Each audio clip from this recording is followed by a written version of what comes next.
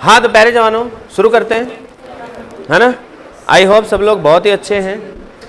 कुछ लोग आए नहीं हैं, वो डे बाय डे निकम्मापन करते जा रहे हैं ना, और जितना ज़्यादा निकम्मापन हैवी होगा उतनी ही खराब परफॉर्मेंस हमारी होती जाएगी।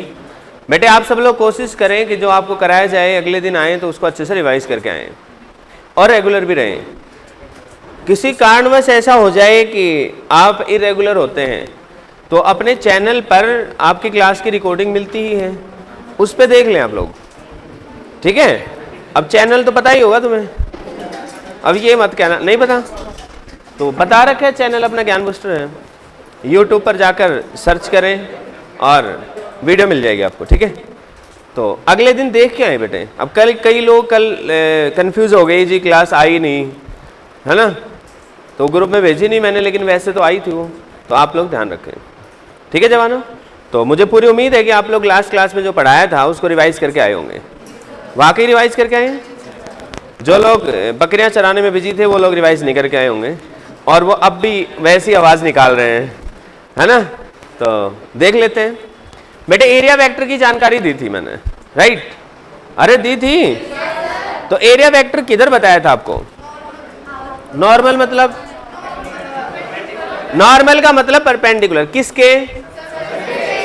यदि हमारा 3 डायमेंशनल सरफेस है, यदि हमारा क्लोज सरफेस है तो आउटवर्ड डायरेक्शन में परपेंडिकुलर ड्रॉप करेंगे, उसको हम लोग क्या बोलेंगे? Area vector.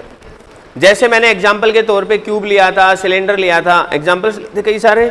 मतलब कोई भी 3D फिगर यदि है तो आउटवर्ड डायरेक्शन में हमने कन्वेंशन ले रखा है कि आउटवर्ड डायरेक्शन के नॉर्मल को आउटवर्ड डायरेक्शन में जो परपेंडिकुलर ड्रॉप करेंगे उसी को उस जगह का एरिया वेक्टर कहेंगे, ऐसे ही कहा था। लेकिन मान लो हमारे पास 2 डायमेंशनल फिगर है, जैसे फॉर एग्जांपल मैंने कह दिया बेटे कि ये एक प्लेन है, फॉर एग्जांपल ये एक प्लेन है इस तरह से, तो इसका एरिया वेक्टर इस तरफ भी आ सकता है क्योंकि ये एक पेपर है, मान लो, है ना, जैसे अपनी कॉपी का पेज होता है वैसा पेज है ये, राइट। तो इसका एरिया वेक्टर इधर भी आ सकता है, इधर भी आ सकता है, क्योंकि इसमें आउटवर्ड या इनवर्ड का कोई लेना देना नहीं है। हाँ, जब आप इधर कंसीडर करेंगे तो इधर बाहर की तरफ ले लेंगे, इधर की तरफ देखेंगे तो इधर ले लेंगे। आप दोनों ही एरिया वेक्टर यहाँ पर वैलिड होंगे, ये भी वैलिड होगा और ये भी वैलिड होगा। लेकिन यदि हम यहाँ पर चर्चा कर रहे थे 3 डायमेंशनल फिगर की, फॉर एग्जांपल जैसे हमने ये सरफेस लिया था, तो इसके लिए हम ऊपर वाले सरफेस की यदि बात करें तो आउटवर्ड ही लोगे। अब यदि यहाँ पर आप इनवर्ड दिखाते हो एरिया वेक्टर तो वो गलत माना जाएगा। तो सब लोग एक कन्वेंशन जो हमने ले रखा है एरिया वेक्टर के लिए वो यूज करेंगे कि यदि हमारे पास क्लोज सरफेस है, मतलब 3D सरफेस है, तो आउटवर्ड ड्रॉन नॉर्मल हमारे पास आएगा। और यदि बेटे हमारा 2D सरफेस है, जब तो दोनों तरफ ही एरिया वेक्टर आ जाएगा। ध्यान रहे ये यहां पर 90 डिग्री का एंगल बनाएगा और इस जगह पर भी 90 डिग्री का एंगल बनाएगा। My dear students, I hope आप सबको मेरी बात समझ में आई होगी। किसी भी स्टूडेंट को यहां तक कोई कंफ्यूजन है पिछली क्लास से रिलेटेड कैसा भी, तो आप पूछ सकते हैं। नहीं है? पक्का तैयार है सब लोग अगले टॉपिक के लिए? बेटे आज का टॉपिक बेहद खास है और फाइनल बोर्ड एग्जाम्स में ऐसा आज तक के इतिहास में नहीं हुआ है कि आज वाले टॉपिक से जुड़ा हुआ कोई सवाल ना आए।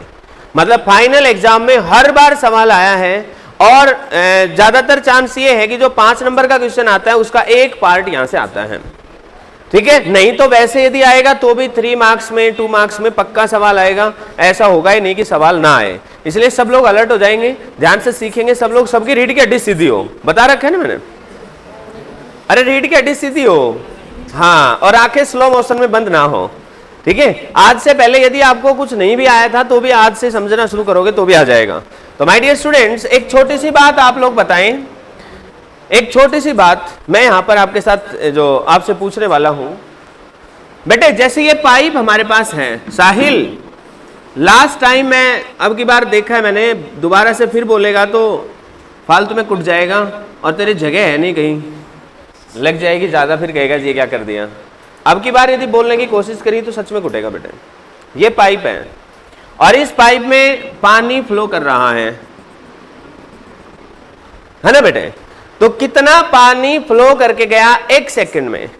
Volume of the water flowing in 1 second through a cross section. मान लो ये वाली क्रॉस सेक्शन ले ली हमने, इस क्रॉस सेक्शन से कितना पानी, हम मान रहे हैं कि ये परपेंडिकुलर पानी, ऐसे वेलोसिटी जो पानी की है वो इस तरफ ऐसे परपेंडिकुलर है, तो कितना पानी फ्लो करके गया पर सेकंड, इसको हम rate of flow of water बोल सकते हैं, इसी चीज को हम वाटर फ्लक्स भी बोल सकते हैं। अब मैं आपसे एक सवाल पूछना चाहता हूं बेटे, मान लेते हैं हम इस पाइप के अंदर एक रिंग ले लें, क्या ले लें बेटे, रिंग। फॉर एग्जाम्पल ये इसमें से पास कर गया, ये भी पास कर गया, ये भी पास कर गया, करके जाएगा ना ये पानी सारा, यस और नो। अब मान लो मैं आपसे कहूं कि मैं रिंग का एरिया बढ़ा दूं और उसी रेशो में पानी जैसे उसमें भी एंटर करने लग जाए, बड़ा पाइप आ जाए तो भाई ज्यादा पानी जाएगा उस केस में, अरे यस और नो। तो मतलब जितना पाइप ज्यादा होगा, मान लो इधर कोई कमी नहीं है पानी की, समुद्र से जोड़ रखा हमने, पाइप इतना लगा है तो इतने में से पानी आ रहा है, पाइप को थोड़ा बड़ा लगा दिया तो थोड़ा उसमें से पानी आ रहा है, और बड़ा लगा देंगे तो भी उसमें से पानी आएगा। तो कहने का ये मतलब है कि जो भी क्रॉस सेक्शन यहां पर आप कंसीडर करोगे, उस क्रॉस सेक्शन से जो पानी पास हो रहा है वो बढ़ता जाएगा यदि हम इसका एरिया बढ़ा दे तो, यस और नो। तो कितना पानी की क्वांटिटी फ्लो करके जाएगी वो किस पे डिपेंड करेगी, एरिया पे, अरे डिपेंड करेगी ना बेटे एरिया पे, यस और नो। अब सवाल आता है कि जी क्या सिर्फ एरिया पे डिपेंड करेगी, मान लो मुझे इसके अंदर से कितना पानी फ्लो करके गया ऐसे बताना है। एक बार ये वाला क्रॉस सेक्शन ले लिया मैंने, एक बार मैंने ये वाला क्रॉस सेक्शन ले लिया, तो यदि मैं पहले मान लो पानी फ्लो कर रहा है इस तरीके से, मेरे पास एक रिंग है, कड़ा है, मान लो यू नो कड़ा, अरे समझते हो ना।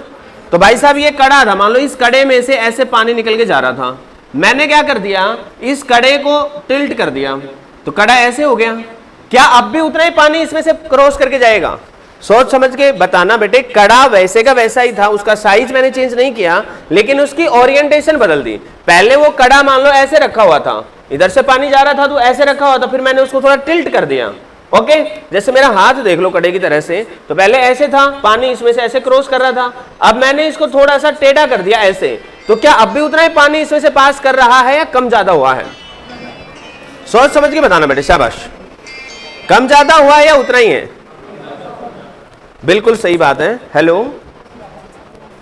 हाँ जी सर नमस्कार, हेलो सर, बिल्कुल सही हूँ सर, मैं अभी कॉल बैक करूँ, अब थोड़ी देर में क्लास में हूँ एक्चुअली में, है ना सर, थोड़ी देर में करता हूँ। हाँ भाई सुनो, तो यहां से हमने क्या सीखा बेटे कि यदि हम एरिया की हालात बदल देते हैं, इवन एरिया सेम रखा हमने लेकिन उसकी ओरिएंटेशन बदल दी, तो उसमें से पानी जो फ्लो करके जा रहा था उसकी क्वांटिटी में अंतर आएगा बेटे। यदि आपने इसको रख ही ऐसे दिया होता, पानी ऐसे जा रहा है और आपने इसको ऐसे रख दिया होता कड़े को, तो इसमें से पानी पास ही नहीं करेगा। पास करना है, क्रॉस करने को मैं क्या कह रहा हूं कि एंटर करे और बाहर जाए, पेनिट्रेट करे और फिर एग्जिट करे, उसके बराबर बराबर चला गया तो हम कहेंगे पास नहीं करके गया। जैसे ये बोर्ड है अपना, इस बोर्ड के बराबर बराबर मैं हाथ चला रहा हूं अभी, तो वो इससे पास नहीं कर रहे हाथ, लेकिन मान लो कुछ ऐसा हो जाए कि मैं इसके अंदर ऐसे एंटर करवा दूं हाथ को, मेरी बात समझ रहे हो ना, कई लोगों की तो ख्वाहिश होगी करवा ही दो जी, एक बार देखना चाहते हैं हम, है तो बेटे जैसे एंटर करवाएं उसको हम कहेंगे क्रॉस करना, अरे समझ गए कि नहीं। जैसे अपने घर की खिड़की दरवाजा होता है, अरे होता है ना, क्यों तो बिल में रहते हो क्या, कौन सा मना कर रहा था ये, हैं? हाँ बेटे अनुज क्या कह रहे हैं, हम तो जंगल के राजा हैं। तो बेटे जो खिड़की दरवाजा है, जैसे अब दरवाजा है मान लो, तो इसमें आप एंटर कर रहे हो, तो हम ऐसे करेंगे कि उसमें एंटर करके चले गए, दरवाजे के साथ साथ आप ऐसे जाके उसमें एंटर नहीं कर सकते, अरे यस और नो, पक्की बात है बेटे। यहां पर जो चीज आपको फ्लो करते हुए नजर आई थी, डिट्टो सेम इसी तरीके से हम लोग इलेक्ट्रिक फील्ड को भी देख सकते हैं। हालांकि ये चीज हमें नजर तो नहीं आएगी, but we can visualise it, है ना। फिजिकली यहां पर कोई चीज मूव तो नहीं करेगी, लेकिन हम विजुअलाइज कर सकते हैं। तो यहां पर बेटे जिस तरीके से लिक्विड का फ्लक्स होता था, हम यहां पर इलेक्ट्रिक फील्ड के लिए भी एक टर्म डिफाइन करते हैं जिसको हम कहेंगे इलेक्ट्रिक फ्लक्स। अब देखो इलेक्ट्रिक फ्लक्स वाली जो चर्चा है इसको ध्यान से समझना है आपको। तो इलेक्ट्रिक फ्लक्स टॉपिक का नाम है बेटे। इलेक्ट्रिक फ्लक्स में जैसा कि मैंने आपको बताया पिछले एग्जांपल में हमने वाटर फ्लक्स लिया, तो आप किस चीज को ऑब्जर्व कर रहे थे, पानी जो फ्लो करके गया था उसको ऑब्जर्व कर रहे थे, यस और नो। लेकिन अब हम इस सिचुएशन में किसको ऑब्जर्व करेंगे, इलेक्ट्रिक फील्ड लाइंस को, इलेक्ट्रिक फील्ड लाइंस को। माय डियर स्टूडेंट्स एक चीज समझना आप लोग ध्यान से, मान लो मैं यूनिट एरिया ले लूं, यूनिट एरिया, हम मान लेते हैं यूनिट एरिया, और इस यूनिट एरिया से नंबर ऑफ फील्ड लाइंस पास हो रही हैं। यूनिट एरिया का मतलब एरिया की वैल्यू कितनी ले ली मैंने 1। मान लो मैंने एक एरिया लिया ये, और इस एरिया से मान लो मैंने 2 लाइन पास करी। एक मैंने सेम एरिया यूनिट लिया, दोनों ही, ये भी यूनिट एरिया है और ये भी क्या है, यूनिट एरिया है। इसमें से मैंने लाइन पास करी बेटे 3। तो मुझे एक बात बताओ, इन दोनों में से कौन सी जगह पर इलेक्ट्रिक फील्ड की ताकत ज्यादा है?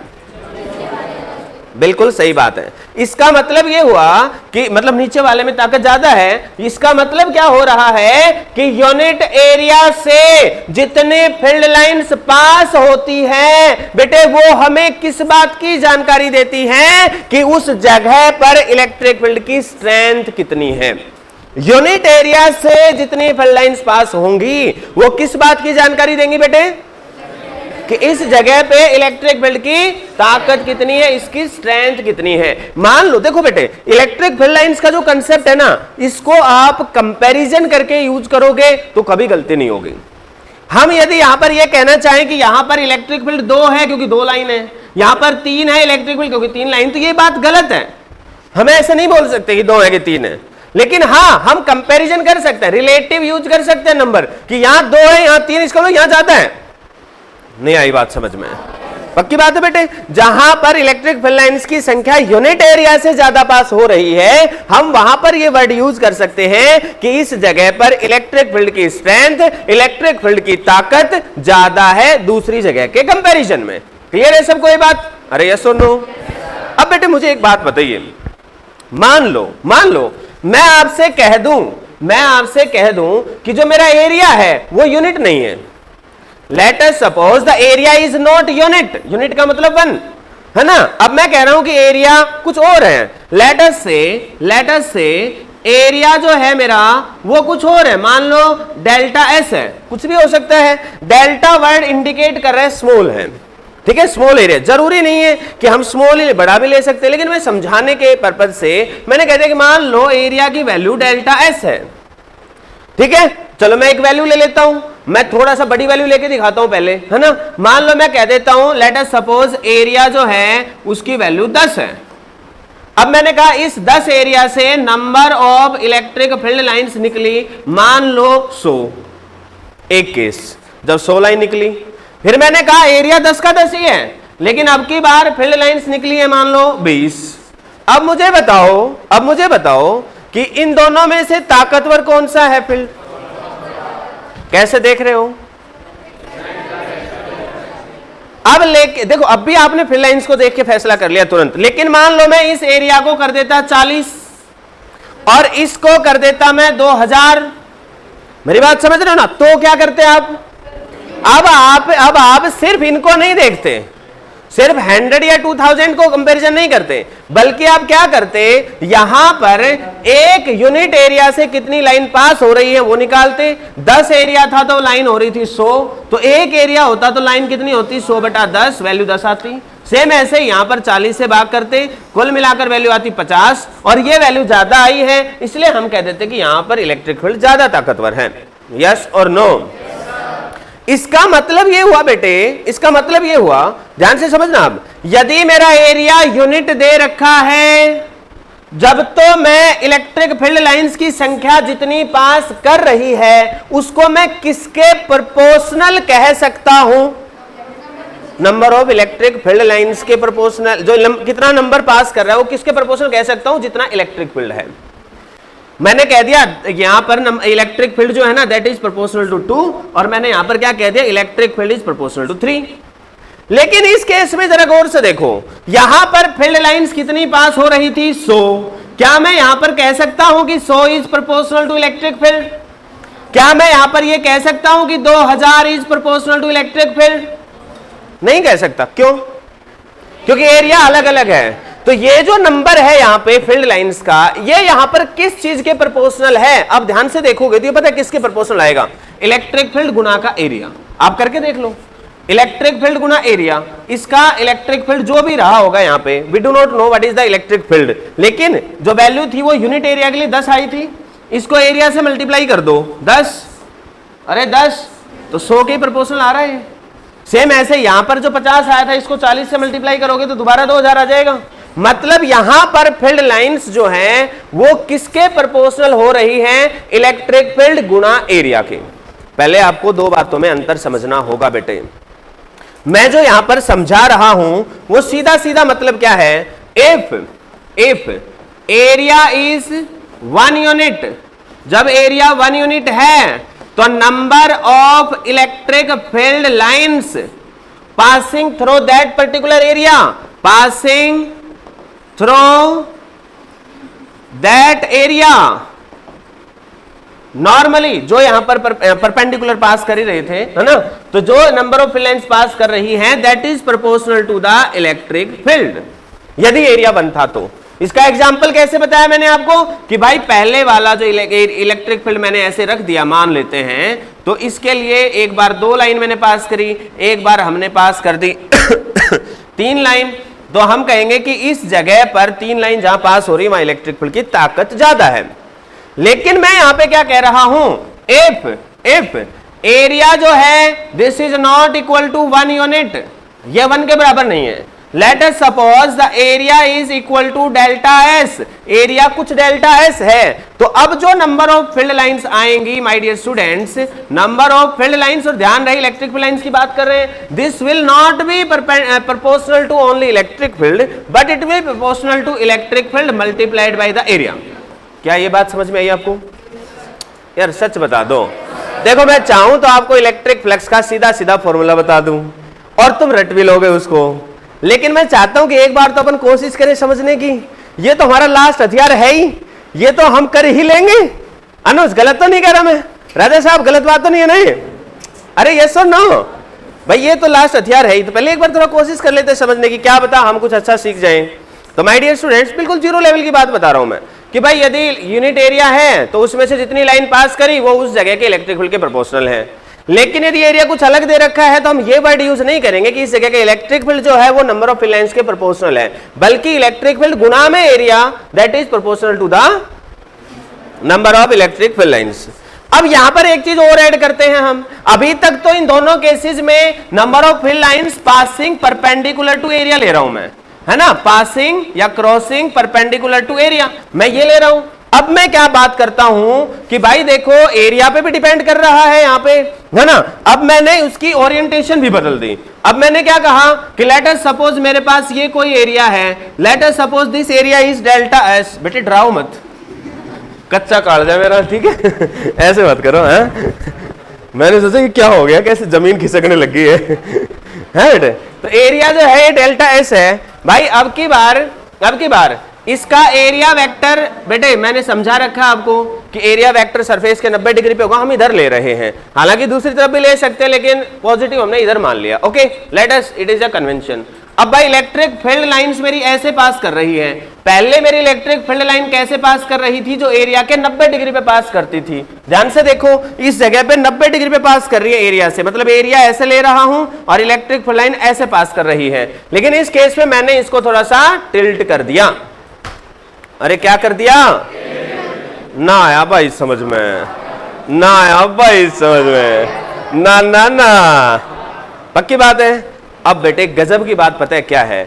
अब जो हमारे यहां पर नंबर ऑफ फील्ड लाइंस की मैं चर्चा करूंगा, तो अब जो नंबर ऑफ फील्ड लाइंस यहां पर पास कर रही हैं, नंबर ऑफ फील्ड लाइंस जो यहां पर पास कर रही हैं, that will not be only proportional to E into delta S, but इस एरिया को डेल्टा एस मान लिया मैंने, but also it is proportional to the component of the electric field along this area vector. That means यहां पर ई की बजाय यहां पर उसका कंपोनेंट आएगा एरिया वेक्टर की डायरेक्शन में, and that will be E cos theta. मतलब जो इलेक्ट्रिक फील्ड लाइंस जो है यहां पे that is proportional to E delta S into cos of theta.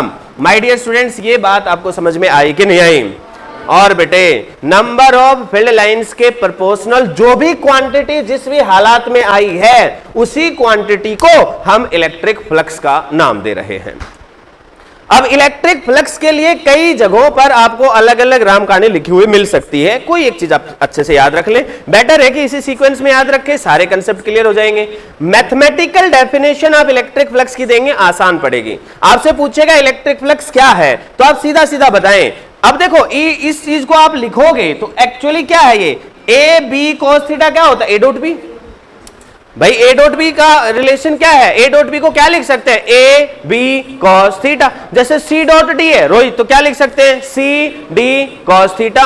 ना आया भाई समझ में, ना आया भाई, आया बेटे समझ में। ए बी कॉस थीटा को क्या लिख सकते हैं, ए डॉट बी। तो सेम ऐसे यहां पर हम किसके प्रोपोर्शनल लिख सकते हैं, ई डॉट डी एस। हो सकता है आप यहां डेल्टा एस की बजाय एरिया ले लो डेल्टा ए, उससे कोई फर्क नहीं पड़ेगा बेटे, आप मतलब समझ जाना। अरे यार समझ रहे हो कि नहीं। तो यहां पर जो एक क्वांटिटी आ रही है ई डॉट डेल्टा एस, इसी को हम इलेक्ट्रिक फ्लक्स का नाम देते हैं बेटे। इसकी जब मैथमेटिकल डेफिनेशन बनाओगे दैट इज क्वाइट इजी। आप लोग सीधा सीधा ये लिखिए, electric flux through any surface is equal to the dot product of the electric field and the area vector for that particular surface, है ना। Electric field passing through that surface and area vector, दोनों का dot product यदि हम करेंगे तो उस surface से हमारे पास क्या आ जाएगा, इलेक्ट्रिक फ्लक्स। ये बताओ समझ में आया कि नहीं आया। अब मेरा आपसे सवाल है, जो इलेक्ट्रिक फ्लक्स है वो किसकी जानकारी देगा हमें, number of field lines passing through that surface. ये बात जरूरी है, पासिंग थ्रू दैट सरफेस, उस सरफेस से पास होने वाली फील्ड लाइंस की जानकारी देगा। सच्ची बताओ समझ में आया कि नहीं आया, समझ में आया। अब फ्लक्स का मैथमेटिकल फॉर्मूला रट लो तुम, क्या आएगा, ई डॉट डेल्टा एस। अब यदि हमारा इलेक्ट्रिक फील्ड नॉन यूनिफॉर्म है तो हम इसको डीएस की फॉर्म में लिखेंगे, वो मैं लिखना अभी सिखा देता हूं, लेकिन थोड़ा थोड़ा आपको आइडिया लग गया होगा। अरे यस और नो, हेडिंग डालो इलेक्ट्रिक फ्लक्स, और उस हेडिंग में पहले यही ऐसे लिखना शुरू करो, ये these are the few points which you can learn, है ना। ये इलेक्ट्रिक फील्ड और एरिया दोनों दिखा सकते हो, electric field is in this direction and area is 1 unit, ठीक है। इसके अंदर क्या दिखा रहे हो, electric field is in this direction but area is delta S, delta S. और फिर लास्ट में हम लोग फ्लक्स को डिफाइन करेंगे। फ्लक्स की डेफिनेशन पेपर में आए तो प्लीज ये ना लिखें, ये मैं आपके समझाने के लिए लिख रहा हूं, जो आपको लिखना है वो मैं एंड में लिख रहा हूं यहां पे।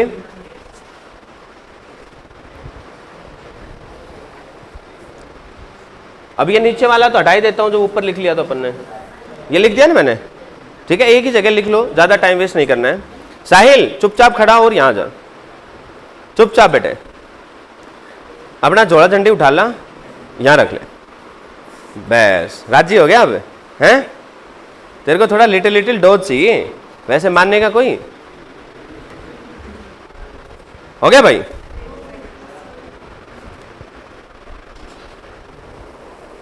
और वो पिछली बात भी लिख लेना, 2D 3D वाली एरिया वाली लिख ली थी कि नहीं, देख रहे हो, बकरियां चराने वाली ज्यादा है अपनी क्लास में, फिजिक्स के स्टूडेंट कम हैं। लेकिन कोई नहीं, तुम धीरे धीरे बकरियों की आदत छोड़ दोगे, घबराओ मत। अनुज उदास क्यों हो रहा, आज तेरा दोस्त दीपू नहीं आया इसलिए, तो फिर हैं राजी हो रहे तो आगे बैठ के, तो बोल जी मैं तो यहीं बैठूंगा, मैं तो कूद रहा था, तो हैं अनुज उदासी का क्या कारण है, बिना कारण है।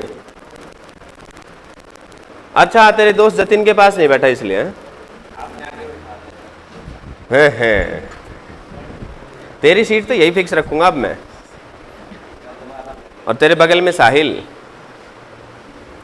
वो आज इस बैच में कैसे आ गया वैसे साहिल, छुट्टी आज की, किस बात की, तुम भी काचे काट रहे हो ना।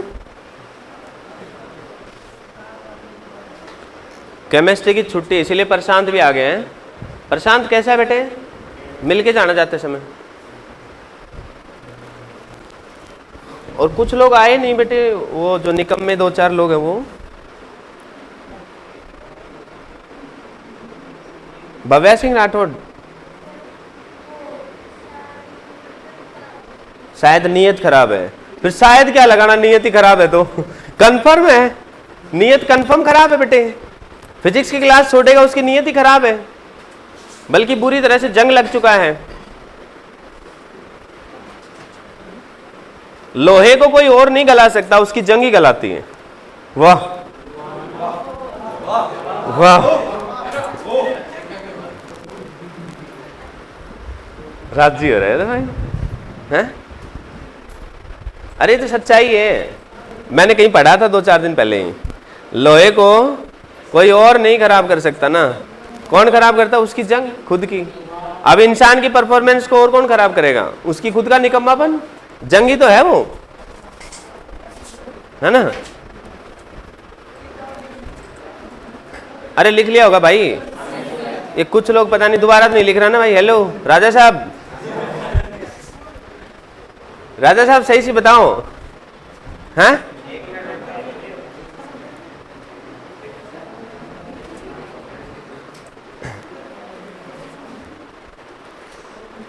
हाँ बेटे, हन्नू लिख लिया? हाँ तो बेटे, हाँ तो बेटे, इलेक्ट्रिक फ्लक्स की डेफिनेशन लिखना। अब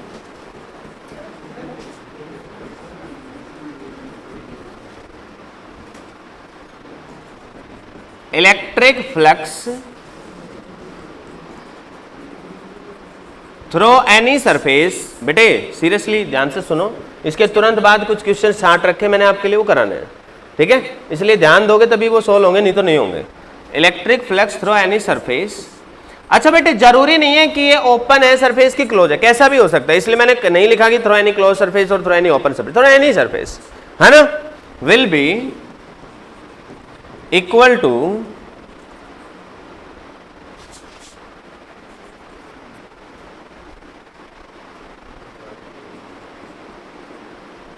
integral of dot product of electric field passing through the surface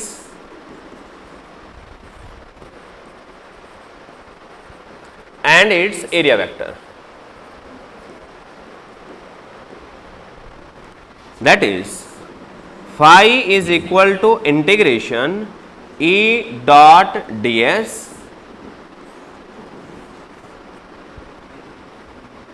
if surface is closed. यदि सरफेस क्लोज्ड है तो भी हम ऐसा लिखेंगे, phi is equal to integration E dot D S, लेकिन यहां पर ये गोला बना देंगे, ये गोला सिर्फ ये दिखाएगा कि this is for the entire close surface, ठीक है? लिखते चलो, where phi is the electric flux through the surface, electric flux through the surface, E is the electric field passing through the surface and the ds is the area vector।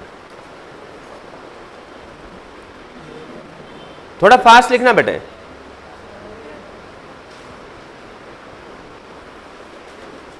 Electric flux through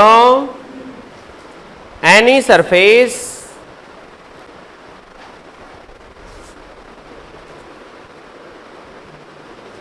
is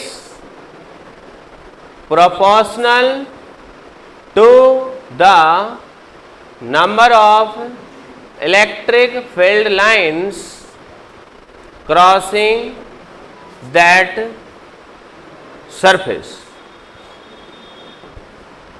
उस particular surface से cross करने वाली electric field lines के proportional रहेगा electric flux. Clear है बेटे? यहां पर ना इक्वल टू लिखना थोड़ा इनकरेक्ट है, कई बुक्स में इस तरह से क्वेश्चन भी दे रखे हैं जहां पर उन्होंने इक्वल टू ले रखा है। ऐसा हम सिर्फ तब ले सकते हैं जब हमारा प्रोपोर्शनलिटी कांस्टेंट 1 हो, अदरवाइज हम इलेक्ट्रिक फील्ड लाइंस को इलेक्ट्रिक फ्लक्स के प्रोपोर्शनल कहेंगे, ये बढ़िया है, ठीक है ना बेटे? इक्वल कहेंगे ये थोड़ा सा टेक्निकली सही नहीं है, तो बता दिया मैंने, बाकी आप समझदार हैं। ओके, अब जरा एक बात बताओ कि कैसी क्वांटिटी होगी ये? ये दो चीजों के डॉट प्रोडक्ट से मिलने वाली क्वांटिटी है, तो स्केलर होगी कि vector? Scalar quantity. Dot product से जो भी मिलती है वो स्केलर क्वांटिटी होती है, तो it is phi is scalar quantity. Generally इसके लिए हम फाई सिंबल यूज करते हैं। अब मेरा सवाल ये है कि भाई साहब ये एक स्केलर क्वांटिटी तो हो चुकी है, अब क्या हम ये कभी भी फ्लक्स की वैल्यू, क्या कभी ऐसा हो सकता है कि पॉजिटिव आ जाए? क्या फ्लक्स पॉजिटिव हो सकता है क्या? अरे यार पॉजिटिव तो हो ही सकता है ना? नेगेटिव, पॉजिटिव, नेगेटिव और जीरो कुछ भी हो सकता है, ये वाली बात भी लिख लीजिए। It can be positive, negative और जीरो, ये कुछ भी हो सकता है, पॉजिटिव, नेगेटिव और जीरो। लिख लिया बेटे? हो गया बेटे? आगे चले बेटे। अब एक छोटी सी बात देखिए, छोटी सी बात देखिए, इसकी ऐसा यूनिट बताओ क्या होगी? अरे बता दो, अरे फ्लक्स की ऐसा यूनिट न्यूटन पर metre, newton metre, newton metre. चलो भाई तगड़ा मैथमेटिशियन है तो न्यूटन मीटर, ना ना न्यूटन मीटर ही बता दूं? हद हो रही है यार। अरे भाई फ्लक्स का फॉर्मूला क्या है? इलेक्ट्रिक फील्ड गुना एरिया गुना कॉस थीटा, ज्यादा से ज्यादा इंटीग्रेशन कर दोगे बस यही तो होगा। तो इसकी ऐसा यूनिट क्या है यार? न्यूटन पर कूलम, और इसकी क्या है? Metre square. तो यही तो यूनिट आएगी, न्यूटन मीटर स्क्वायर पर कूलम। हम इसको ऐसे लिख सकते हैं, newton metre square coulomb inverse. इसका डायमेंशनल फॉर्मूला होता है कि नहीं होता? बताओ इलेक्ट्रिक फील्ड का डायमेंशनल फॉर्मूला क्या है? अरे यार फोर्स अपॉन चार्ज। कोई नहीं बेटे रट लो, बेटे रट लो, कोई बात नहीं है, समझना तो तुम्हारे बस का है ही नहीं। और एरिया वेक्टर का डायमेंशनल फॉर्मूला एल स्क्वायर आएगा, अरे लंबाई गुना लंबाई। और फोर्स का तो मालूम होना चाहिए तुम्हें, m1 L1 T माइनस 2 और ये L2। और नीचे क्या है? चार्ज का क्या होता है? A1 T1। तो जब इसको सॉल्व करेंगे तो आंसर क्या आएगा? m1 L3 T minus 3 A minus 1। ये इसका फ्लक्स का डायमेंशनल फॉर्मूला है। दोबारा बताऊं क्या? भाई छाप लो जल्दी से, 100 की रफ्तार से छापो।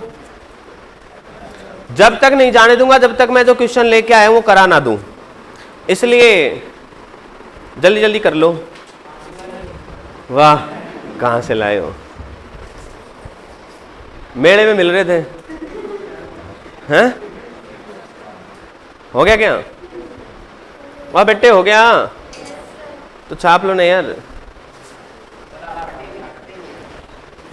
राजा साहब आप तो नाराज ही हो गए मैं तो कति कोने में लग रहा हूं हैं?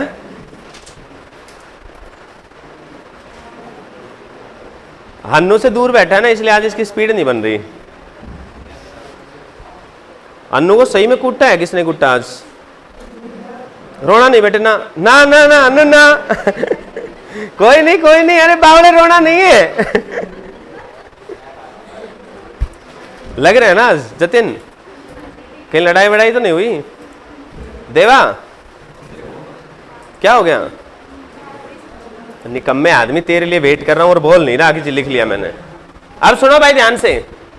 अब देखो मैं क्वेश्चंस के फॉर्मेट में प्लस माइनस तीनों बात करके दिखा देता हूं ताकि थोड़ा समझ में आ जाए आपको, ठीक है? जैसे जैसे ताकि ये भी पता चल जाएगा कि कई बार पेपर में ये आ जाता है कि नेगेटिव कब हो सकता है, कोई एग्जांपल दो, तो दोनों बात क्लियर हो जाएंगे।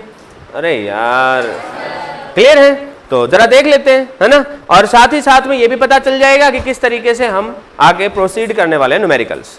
तो माय डियर स्टूडेंट्स, मान लेते हैं कि हमारे पास ये एक क्यूब है। क्या है हमारे पास? क्यूब है। दिखाई दे गया?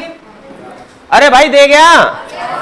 अब बेटे हम मान लेते हैं इधर एक्स एक्सिस है, इधर वाई एक्सिस है, और इधर है बेटे जेड एक्सिस।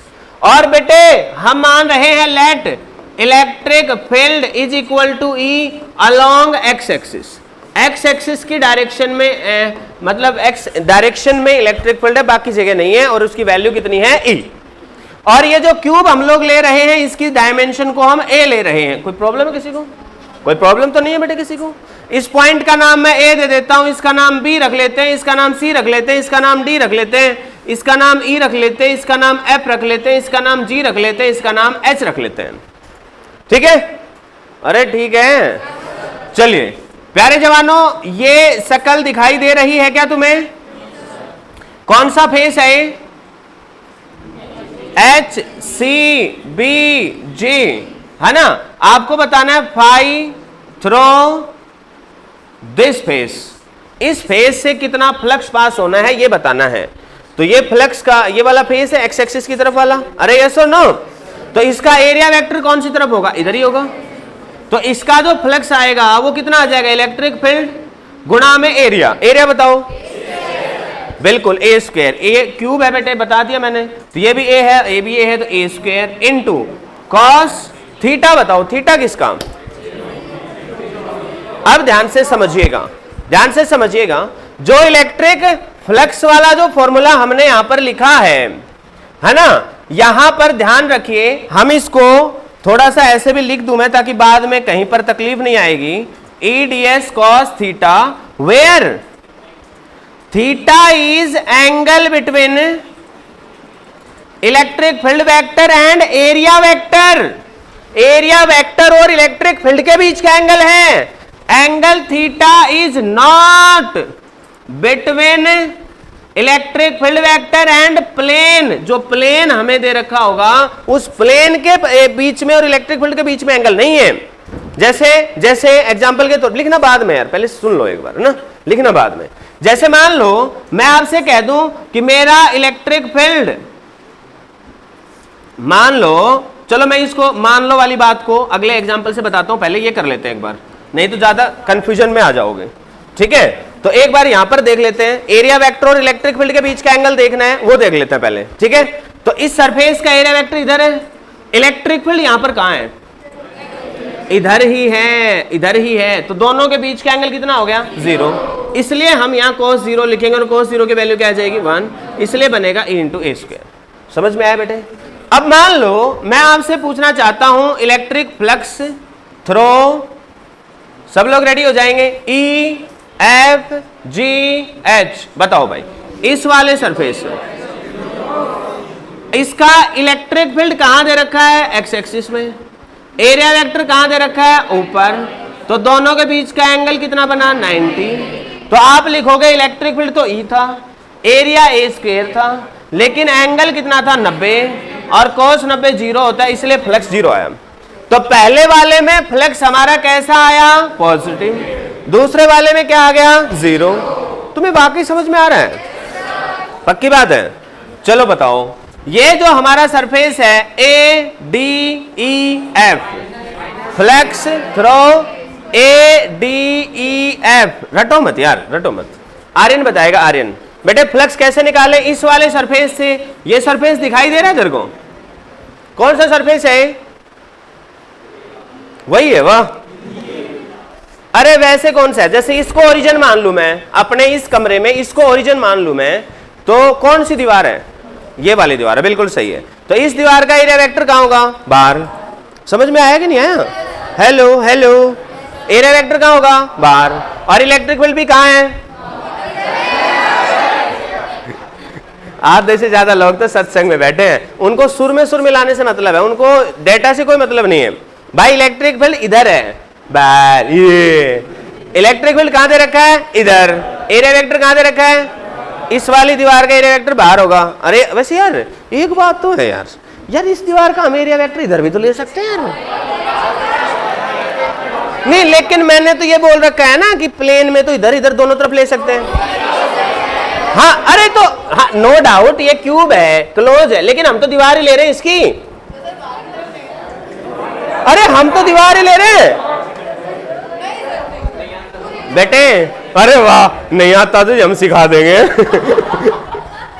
ये कौन सा क्रांतिकारी है भाई? चलो बेटे, ऐसे ही मानना है कि भाई जब क्लोज फिगर है ना, बेशक से आप उसका एक हिस्सा ले रहे हो उस समय, लेकिन एरिया जो है वो पूरे क्लोज फिगर से ही डिसाइड होगा, एरिया वेक्टर। अरे यस और नो? तो इस दीवार का एरिया वेक्टर, हाँ बेटे रोहित, किधर आएगा? ऊपर। क्यों बेटे? इधर आएगा। जग जा, नींद से जग जा।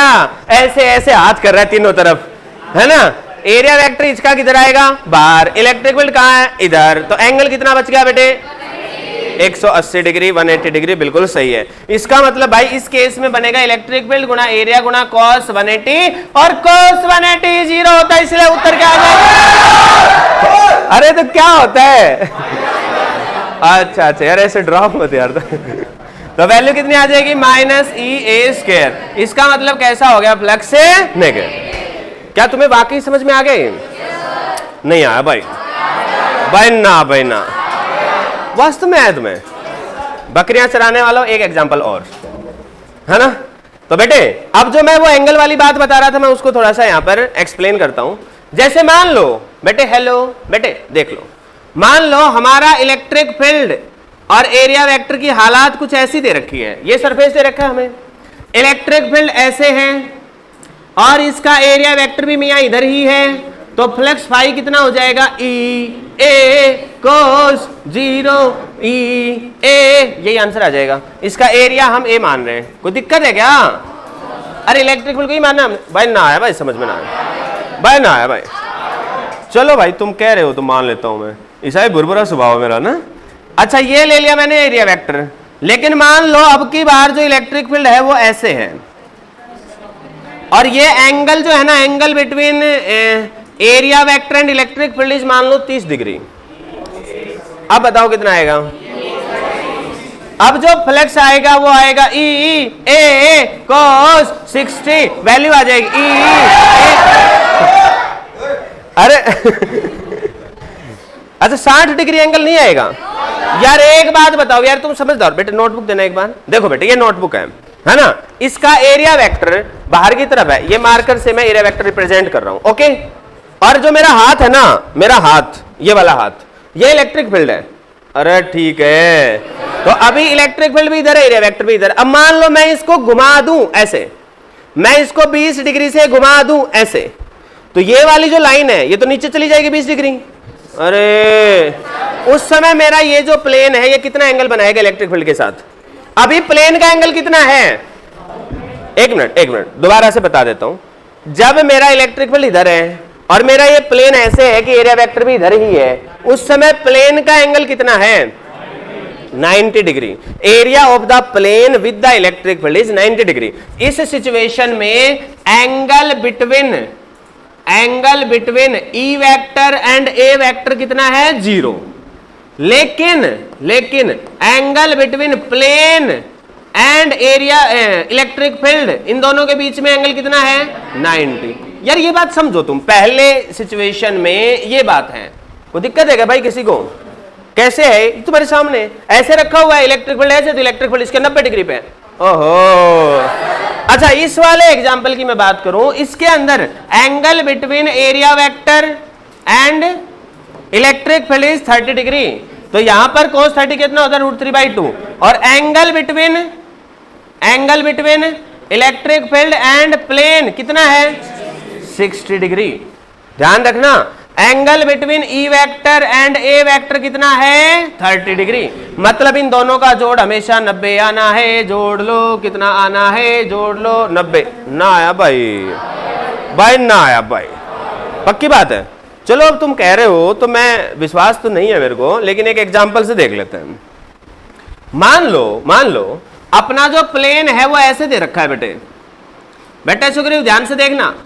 हमारा जो इलेक्ट्रिक फील्ड है, अब की बार एरिया वेक्टर ऐसे दे रखा है, और हमारे इलेक्ट्रिक फील्ड का एंगल है ना, ये जो हमारा प्लेन ऑफ द कॉइल है, इस प्लेन ऑफ द कॉइल के साथ एंगल दे रखा है, मान लो 60 डिग्री। अब बताओ फ्लक्स में क्या पुट करोगे? EA cos 30। यार देखो कुछ ही साहिल बेटे, देखो आना तो देखो 60 चाहिए, देखो एंगल तो 60 दे रखा है भाई साहब, ये तो सीधा ही अटैक कर रहे हैं ना। हाँ बेटे 60 आएगा ना, क्यों? इस बात को घोट के पिजाओ कि इलेक्ट्रिक फील्ड और एरिया वेक्टर के बीच का एंगल देख। अब आज तो तुम बड़े राजी हो रहे हो, और जब सवाल आएंगे ना जी साहब क्या बात कर रहे हो जी, याद ही नहीं रहा मेरे, तो फिर साहिल मैं बताऊंगा फिर। ठीक है बेटे, इसको घोट के पिजाना। दिन में 10 लोगों को बताओ ये बात कि एंगल किसके बीच में देखते हैं फ्लक्स में? इलेक्ट्रिक फील्ड और एरिया वेक्टर। ये वैसे ऐसे मुंह हिला रहा है, बोल नहीं रहा कुछ। निकम्मे आदमी सुधर जा। यह एंगल यहाँ 30 डिग्री आएगा। अब कर लोगे बेटे? अरे यस और नो? अच्छा, कभी कभार इलेक्ट्रिक फील्ड नॉन यूनिफॉर्म दे रखा है बेटे, यूनिफॉर्म ही नहीं है, अलग अलग दे रखा है हर जगह पे, है ना, तो फिर इंटीग्रेशन का सहारा लेंगे। हर जगह पे अलग अलग है। मान लो ये तीसरा एग्जांपल हो गया ना। मान लो अपने को दे दिया ये कोई सरफेस है भाई, और इलेक्ट्रिक फील्ड जो है वो हमें दे रखा है नॉन यूनिफॉर्म। क्या दे रखा है? मान लो इस जगह पे ये कोई एरिया वेक्टर ले लिया हमने ds, और इधर कोई हमने इलेक्ट्रिक फील्ड ले लिया, दोनों के बीच में कुछ एंगल थीटा ले लिया, तो अब फ्लक्स कितना आ जाएगा? E dot ds। ये तो इस जगह का आया फ्लक्स, टोटल का निकालोगे तो इंटीग्रेशन। और ये क्लोज फिगर है तो क्लोज। तुम्हें समझ में आया वाकई? अरे सीरियसली बताओ, सीरियसली बताओ, नहीं आया? आके गया कि रुक गया? चलो, ये रहा पहला सवाल, आज का पहला सवाल। बेटे समय होने के बाद तो जाना ही होता है। अब सुनो इसकी कोई गलती नहीं है, ये पापा को भी ऐसे बोलता है। जब घर में पापा बोलना है ना तो ये क्या करता है? ओए तो जब भी ऐसे बोल रहे हैं ना तो आगे तो मैं क्या कहूं अब। चलो बेटे देखो, तुम्हारा अगला क्लास है नहीं कोई भी, पढ़ो यार फिजिक्स, है ना। बेटे सुनो सुनो सुनो, अरे सुन लो सुन लो सुन लो। What is the flux due to electric field through a square of side? बेटे 2-3 एग्जाम, अभी 5-7 मिनट बच रहे हैं, मैं 3-4 एग्जाम्पल सिर्फ इसलिए करा रहा हूं ताकि थोड़ा समझ में आ जाए, ठीक है। नहीं तो फिर क्या है कि टॉपिक अधूरा रह जाएगा, मजा नहीं आएगा, ठीक है। मैं नहीं चाहता कि कल जब आप आए तो हम यहीं से शुरू करें, कल आगे से शुरू करें, ठीक है। इसलिए ये क्वेश्चन नंबर 60 है अपनी ज्ञान बूस्टर का, इसलिए प्लीज क्वेश्चन ना लिखे, सीधा सॉल्यूशन छापें। क्वेश्चन नंबर 60 अपने ज्ञान बूस्टर का है, देखो क्वेश्चन नंबर भी डाल रखा है। अरे ट्राई करना है भाई, मेरे मुंह की तरफ मत देखो। कितना आ रहा है बेटे? 30 किलोमीटर पर आवर। तो क्या तो आप ही कह रहे हो 30। हाँ, न्यूटन मीटर स्क्वायर पर कूलम। यूनिट सही लगेगी? 30 आया बेटे। अच्छा, कुछ गधेड़े टाइप के लोग पता क्या सोचते हैं जी, यहाँ ट्राई करेंगे जी, पीछे के तो पेज बच रहे हैं जी, लिखूंगा कैसे? घर जाके लिख लेना हो तो तुम थोड़ी जगह छोड़ दो, फालतू छोड़ दोगे, कोई पाप नहीं होगा, है ना। लिख लो, लेकिन पिछला लिखवाया नहीं मैंने ना, थोड़ा सा आज 10 मिनट तुमने खराब कर दिए। कल से एग्जैक्ट 4 बजे आ जाए भाई सारे, 3 बजे सॉरी 3 बजे एग्जैक्ट 3 बजे आ जाए, समय समाप्त हो चुका है। इतना लंबा चौड़ा सवाल नहीं था। देखो ध्यान से बेटे, ध्यान से देखो। इलेक्ट्रिक फ्लक्स, इलेक्ट्रिक फील्ड दे रखा है अपने को through a square of side this. बेटे ध्यान से समझो। अब ये स्क्वायर है, इसकी साइड दे रखी है, इलेक्ट्रिक फील्ड हमें किधर दे रखा है? एक्स एक्सिस में। और ये बात ऑलरेडी इसने बोल दी कि परपेंडिकुलर हेल्ड कर रखा है हमने, तो फ्लक्स कितना आ जाएगा? इलेक्ट्रिक फील्ड का मैग्नीट्यूड 3 × 10⁻³ गुणा में, ऐसा ही सिस्टम में है बेटे, न्यूटन पर कूलम। इलेक्ट्रिक फील्ड गुणा क्या आएगा बताओ? एरिया। एरिया कितना होगा? 10 × 10 क्या हो जाएगा? 100। लेकिन वो सेंटीमीटर में है तो 10⁻⁴ गुणा में, जब 90 डिग्री पे है एरिया, मतलब प्लेन, तो एरिया वेक्टर उधर ही आएगा। मतलब एंगल कितना बनेगा? 90 के 0। अरे ये रहा भाई, अरे ये रहा। जब प्लेन 90 डिग्री का एंगल बना रहा है तो एरिया का एंगल देखना होता है, तो एरिया का 0 डिग्री एंगल बन रहा है, इसीलिए कराया था ये, है ना। तो यहाँ पर ऑलरेडी दे रखा है कि प्लेन कितने डिग्री का एंगल बना रहा है? 90। तो जब प्लेन का एंगल 90 डिग्री है तो एरिया का कितना बनेगा? 0। और cos 0 कितना होता है? 1। इसलिए यही आंसर आ जाएगा। यूनिट लिख दोगे न्यूटन मीटर स्क्वायर पर कूलम। भाई साहब सोल्व कर लेना, आंसर आ जाएगा। हो गया? सीरियसली आया ना? अरे आया ना भाई। ये रहा अगला सवाल।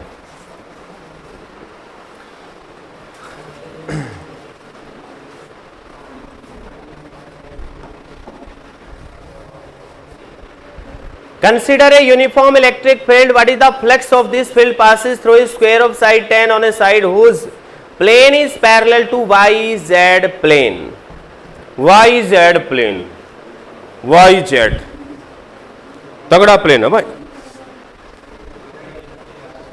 यस कैसा है बेटे?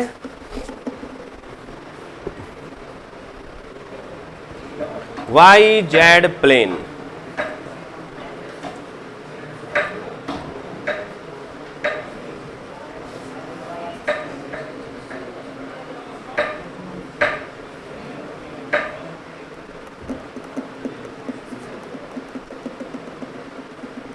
दोनों पार्ट होने चाहिए बेटे, दोनों पार्ट।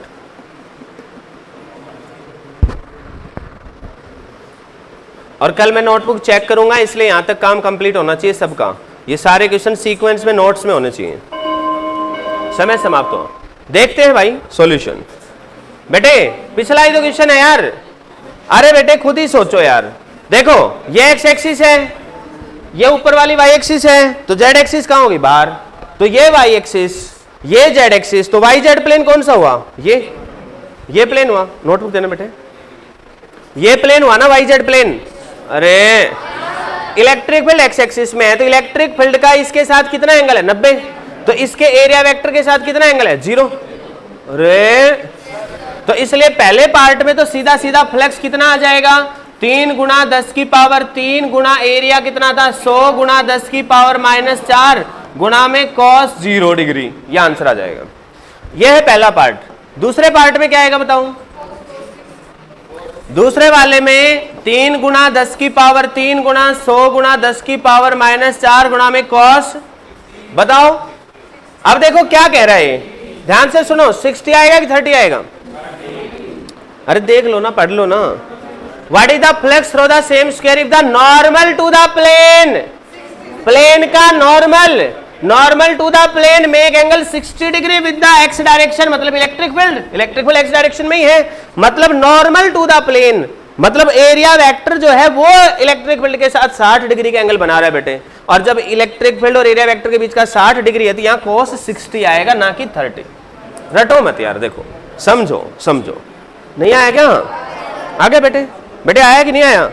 अरे सीरियसली बताओ, पक्की बात है? अगला सवाल ये रहा। अरे यार क्वेश्चन पे ध्यान दो यार प्लीज। बेटे आज 10 मिनट लेट थे, सीरियसली कल टाइम पे आ जाना। एग्जैक्ट 3 बजे क्लास शुरू करूंगा, बाद में फिर आप कहोगे जी पीछे रह गए, आगे रह गए। What is the net flux of the uniform electric field through a cube of side 20 cm oriented so that its faces are parallel to the coordinate planes? बड़ा टेढ़ा काम भाई, बहुत टेढ़ा भाई। यह हालात तो जब है जब मैं कितने क्वेश्चन तो पहले करा दिए मैंने इनसे।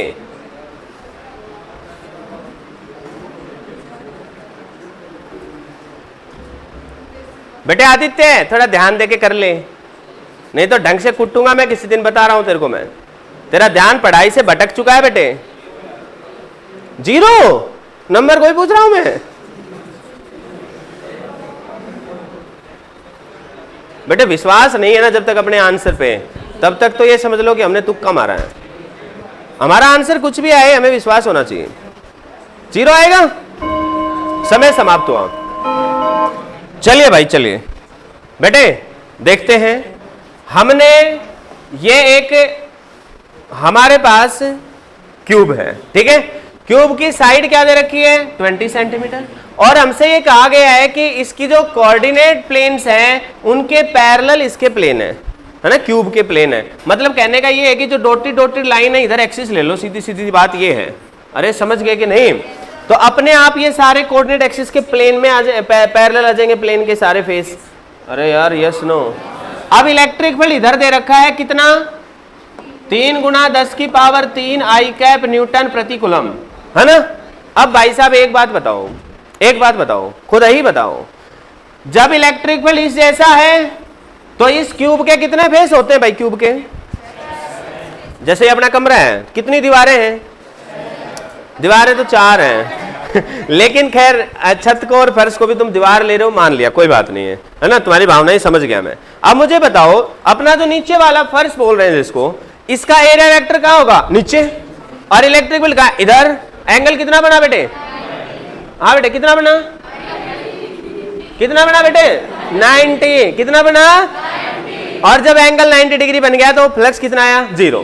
तो नीचे वाले से, नीचे वाला मतलब ये वाला बॉटम वाला, अरे यस और नो, इससे फ्लक्स कितना आया? 0। अच्छा ऊपर वाले से बताओ, नीचे में 0 आ गया तो ऊपर में कितना आएगा? 0। अच्छा यही कारण है क्या? तो कारण बताओ ना, कारण। इसका एरिया वेक्टर ऊपर, इलेक्ट्रिक फील्ड इधर, एंगल 90, जब एंगल 90 आ गया तो 0। भाई ना आया भाई। अच्छा ये वाली जो दीवार है जहां अपना बोर्ड है ना, इधर ही इलेक्ट्रिक फील्ड है, तो क्या वो इसमें से क्रॉस करेगा दीवार में से?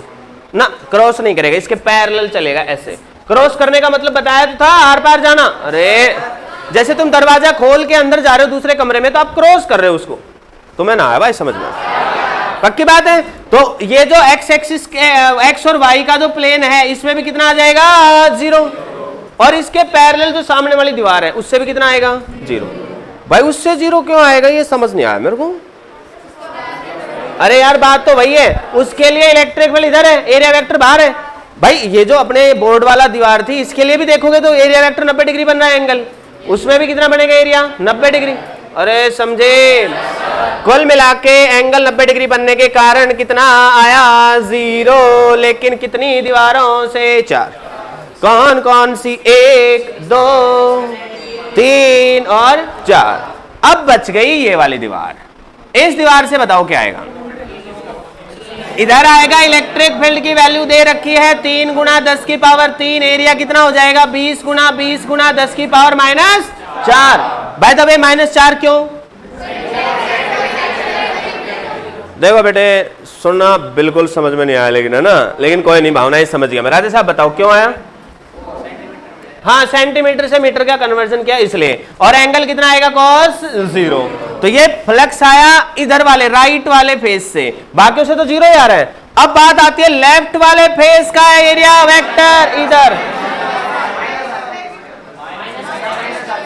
यार तुम डरा रहे हो यार मेरे को। मैं भी यही बता रहा था कि इसका एरिया वेक्टर इधर आया, अरे, और इलेक्ट्रिक फील्ड इधर है, अरे, दोनों के बीच का एंगल कितना?